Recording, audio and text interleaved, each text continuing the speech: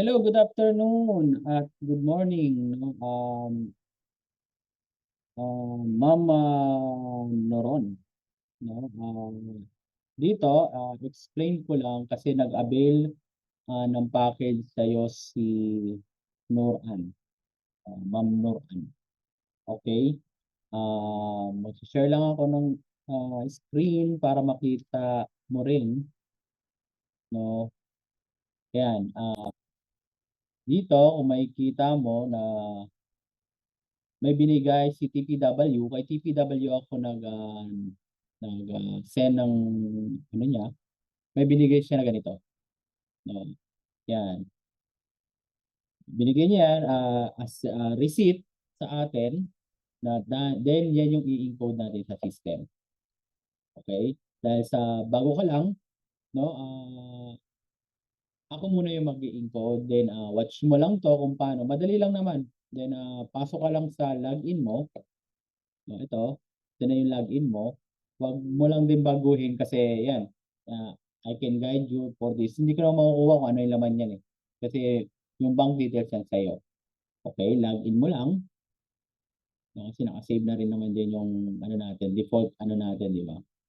Password. Then, punta ka lang ng Genealogy. Genealogy. Yan. Pagpasok mo dyan, ito ka na, no? Then, register nyo ka lang. Register nyo, type mo lang dyan yung SO number, reference number. Ano yung reference number? Yan yung SO number. So, 100, 61, 0, 60. Okay, hanapin mo dito yung SO number. Then, activation code, hanapin mo din yung activation number. Ito, itatype ko.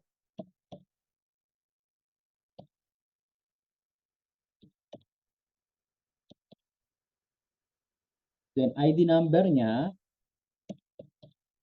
Ito, bigay mo sa kanya yung ID number niya. Then, PIN number. Nakikita mo naman dyan dito yung PIN number.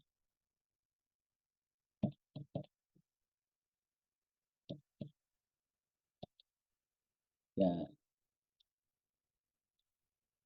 Then, hindi ka maano kung saan siya ipapasok. Dito na SO number na wala.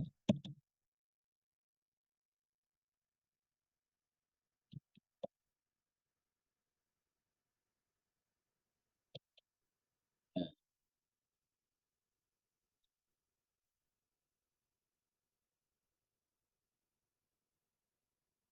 Hindi siya pumasok. Ganyan. Ito lang natin ulit. Refresh lang natin.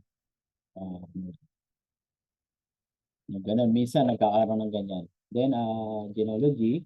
Register ka lang ulit. Yan, reference number 100, 0, 60, activation number.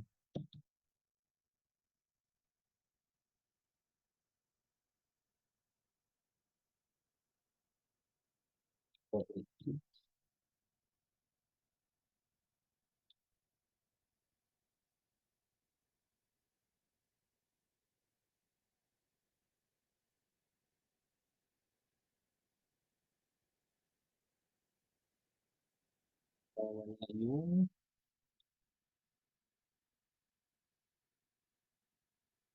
lagi mo. Log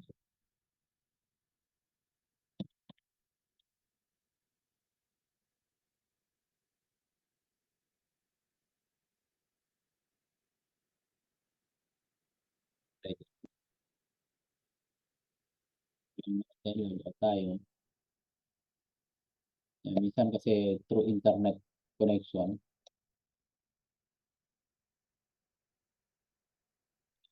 Para rin makita mo na register mo.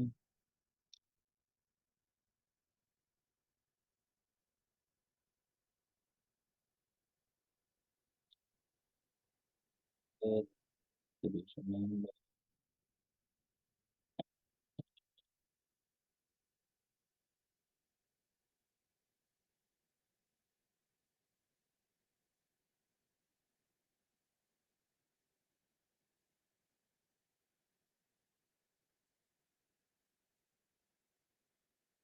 Yan, nag-ano na yung ano, stream right.